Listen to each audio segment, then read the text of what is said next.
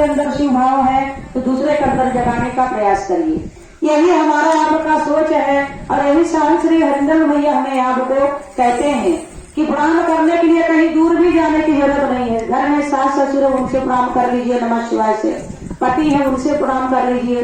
घर पे कोई भिखारी आए तो उसे भर पेट खाना खिला दीजिए। घर पे अगर कोई जरूरतमंद व्यक्ति आए तो आप उसको दान दे दीजिए, तब जाकर के दया के पात्र होते हैं। साहब हमारे कहते थे कि जो लोग के अंदर ये भाव रहता है तो बिन कहे बिन सोचे समझे शिव भाव में चलने के लिए तैयार होते हैं। तो कदम से कदम बढ़ाते चलो और शिव गुरु है ये बताते चलो।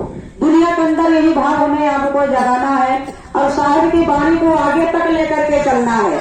आज ज्ञान के दाता हमारे आपके बीच नहीं है, लेकिन उन्होंने सोच करके देखिए इस जनमानस में बहुत सारे देवी देवता आए, बहुत सारे ऋषि मुनि भी आए मेरे भाई बहन। क्या वो हमारे आपके अंदर ये भाव जगा करके गए? क्या कभी हमें आपके एहसास था, हमें आपके पता था कि शिव हमारे गुरु होंगे? हम आप तो यही सोचते थे कि भगवान ही शिव है, भगवान की पूजा हम आप अपने घरों में करते थे। एक भगवान के रूप में उनकी पूजा करते चले गए, हमारे पुरखा पुरनिया का जीवन बीत गया। किसी को यह ज्ञान नहीं हो पाया कि महेश्वर शिव ही हमारे गुरु हैं। ये ज्ञान के दाता साहिब श्री हरिंदर भैया इस संसार के इस जनमानस में एक ही व्यक्ति एक ऐसे आए जो मानुष स्तर में आने के बाद लोगों के अंदर शिव भाव जगाया। उनके अंदर शिव भाव जगा जो कुछ उन्होंने पाया महादेव से हमारे आपके ऊपर बांट दिया कि हर कोई गुरु भाई हर कोई बहन यह 3 सूत्र लेकर के अपने गुरु का चर्चा कर सकता है। अपने गुरु का काम आगे बढ़ाना है तो मात्र साहब के सोचों पे साहब के विचारों पर हमें आपको चलना है।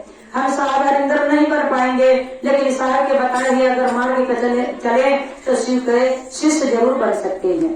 तो मेरे भाई बहन शिव के शिष्य बनने के लिए हमें आपको सबूत देने की जरूरत नहीं है, हमें आपको प्रूफ देने की जरूरत नहीं है। हम आप महादेव का चेला है और महादेव का चेला रहेंगे। महादेव का चेला बन करके अपने गुरु कार्य आगे बढ़ाना है। ममता मई नीलमणि दीदी जाते जाते भी उन्होंने यही हमारे आपके बीच में कह करके गई कि मेरे गुरु भाई बहने अब गुरु का काम आप लोगों के ऊपर है।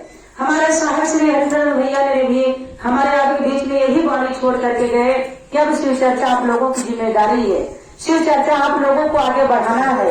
तो हमें आपको एक साथ हो करके प्रेम भाव में रह करके अपने गुरु की कार्य आगे बढ़ाना है और दूसरे के अंदर वही शिव भाव जगाना है जो साहब हर रोज हर समय हमारे और आपके लिए जी करके हमारे आपके लिए अंदर वही ज्ञान बोए कि भैया बहनी शिव को अपना गुरु बना लीजिए। मेरे गुरु शिव है तो आपके भी गुरु महेश्वर शिव हो सकते हैं। और यही गुरु का काम है। 3 सूत्र से हमें गुरु को जपना है।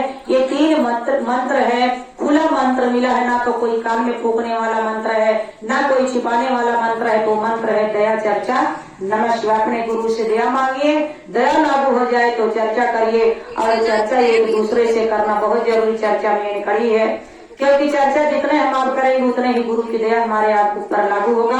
और तीसरे सूत्र में नमः शिवाय से प्रणाम करिए। एक बार हम सब मिल करके बोले जागा जागा महा